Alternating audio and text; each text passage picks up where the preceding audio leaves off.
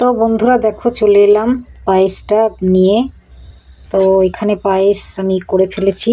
তো এখানে গোবিন্দভোগ আতপ চালকে ঘি দিয়ে ভেজে নিয়েছিলাম প্রথমে, তারপরে মানে সেদ্ধ করে নিয়েছি চালটাকে ভালো করে, তেজপাতা এইসব দিয়ে দুধের সঙ্গে। তো দিয়ে তারপরে দেখো নলেন গুড় দিয়ে দিয়েছি অনেকটাই। তো দুধের সঙ্গে আমি একটু কিন্তু দিয়েছিলাম ওই আতপ চালের গুঁড়ো, গোবিন্দভোগ আতপ চালের গুঁড়ো, যেটা লবান করে না সেই লবানের আতপ চাল।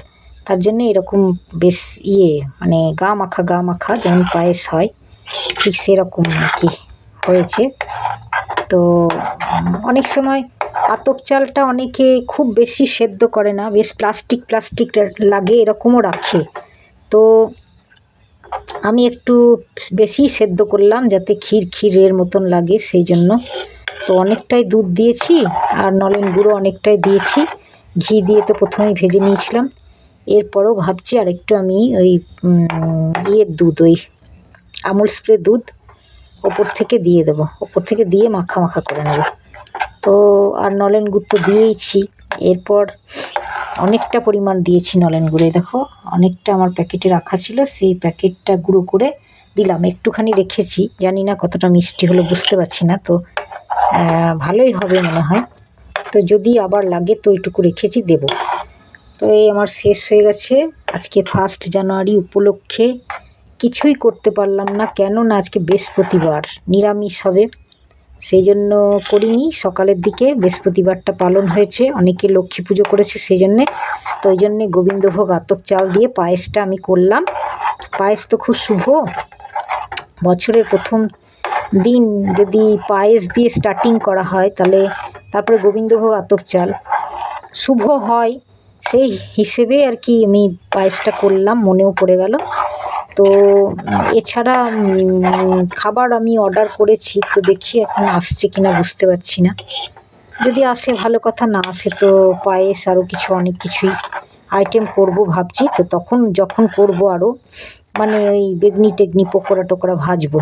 তো সেটা যদি করি, খাবারের অর্ডার করেছি তো যদি না আসে তাহলে করি, তাহলে তখন তোমাদেরকে আবার দেখাবো কিভাবে করছি। তো আমি কীরকম করে করি সেটাই তোমাদেরকে দেখালাম পায়েসটা। আর তোমরা যেরকমভাবে করো সে তো অনেকে অনেক রকমভাবে করে, দেখে এসছি। তো আমি যেরকমভাবে করলাম সেরকমভাবেই তোমাদেরকে দেখালাম।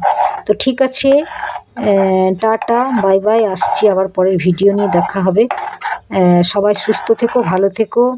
নতুন বছরের নতুন আস্বাদ নিয়ে সবাই এগিয়ে চলো, সুস্থভাবে জীবনযাপন করে শান্তিপূর্ণভাবে। চেষ্টা তো করব আমরা যে শান্তিপূর্ণভাবে সুস্থভাবে এগিয়ে যাওয়ার জন্য। এবার ভগবান কি করবে সেটা তো বলতে পারছি না, যে যেমন কর্ম করবে সে কর্ম অনুযায়ী তার ভাগ্য নির্ধারিত হয়। তো ভাগ্য কিন্তু ওই দোহাই দিয়ে বসে থাকলে হয় না, যে আমার ভাগ্যে এটা নাই ওটা নাই, আমার ভাগ্যে এটা খারাপ হলো ওটা খারাপ হলো এ হলো। এটা কিন্তু নয়। কর্ম যদি তুমি সৎকর্ম করে যাও, মনুষ্য জন্মতে মানে আমরা অনেক জন্মের পুণ্যের ফলে মনুষ্য জন্ম লাভ করি। তো সেই মনুষ্য জন্মতে এসে যদি আমি সৎভাবে চলি, সৎ কাজ করি, তাহলে ভগবান ভাগ্যের দোহাই দিয়ে বসে থাকলে কিছুই মানে করা যায় না। সৎভাবে চললে, সৎকর্ম করলে অটোমেটিক ভগবান তোমার সব কিছুই ভালো করে দেবে। তো যেমন আমরা অঙ্ক করতে গেলে ফর্মুলা পুট করে তবেই তো অঙ্কটা ঠিক উত্তর তৈরি করি। ফর্মুলা না পুট করলে কি আর উত্তর তৈরি করা যায়? বা ফর্মুলা যদি মুখস্থ না থাকে তাহলে তো উত্তর তৈরি করা যায় না, ঠিক অ্যান্সার হয় না। তো সেই রকম যে সব কিছুই ভালো হওয়ার পেছনে কিন্তু সুকর্ম লুকিয়ে আছে। তো সুকর্ম করলে কিন্তু সুফল পাওয়া যায়, আর কুকর্ম করলে কুফল পাবে। সেটাই হচ্ছে ভাগ্য, ভাগ্যের খেলা।